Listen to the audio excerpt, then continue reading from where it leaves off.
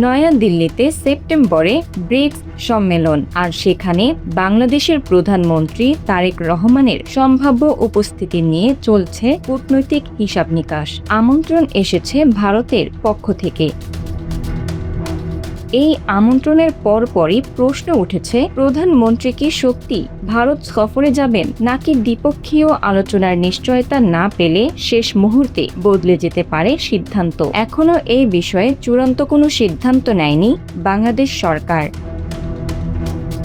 কূটনৈতিক সূত্রগুলো বলছে, শুধু বহুপক্ষীয় সম্মেলনে অংশ নেওয়াই নয়, ঢাকা চাইছে ভারতীয় নেতৃত্বের সঙ্গে গুরুত্বপূর্ণ দ্বিপক্ষীয় আলোচনার সুযোগও। বিশেষ করে দুই দেশের অমীমাংসিত ইস্যুগুলো নিয়ে অর্থবহ আলোচনা হবে কিনা সেটিও বিবেচনায় রয়েছে। তবে এই আমন্ত্রণের পেছনেও রয়েছে ভিন্ন এক কূটনৈতিক বার্তা।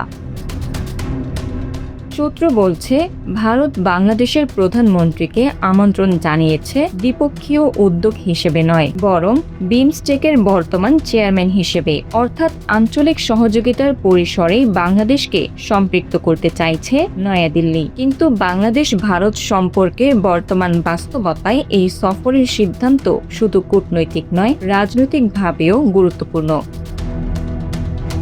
2024 সালে বাংলাদেশের রাজনৈতিক পট পরিবর্তনের পর দুই দেশের সম্পর্কে তৈরি হয়েছে নতুন দূরত্ব ও নানা অস্বস্তি। এই অবস্থায় ভারত সফর দেশের অভ্যন্তরীণ রাজনীতিতেও আলোচনার জন্ম দিতে পারে।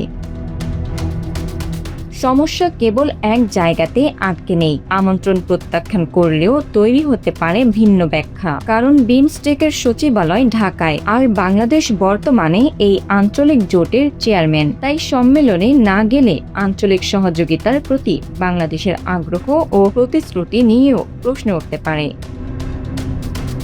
তবে সম্মেলনে গেলেও কতটা ফলপ্রসূ হবে দ্বিপক্ষীয় আলোচনা? কূটনৈতিক বিশ্লেষকদের মতে, ব্রিক্সের মতো বড় বহুপক্ষীয় সম্মেলনে রাষ্ট্র ও সরকার প্রধানদের ব্যস্ত সূচির কারণে দীর্ঘ ও বিস্তারিত আলোচনা কঠিন। সাইডলাইনে বৈঠক হলেও সেখানে জটিল দ্বিপক্ষীয় ইস্যুর সমাধান হওয়ার সম্ভাবনা কম। তবে এমন বৈঠক দুই দেশের নেতৃত্বের মধ্যে যোগাযোগের নতুন পথ খুলে দিতে পারে।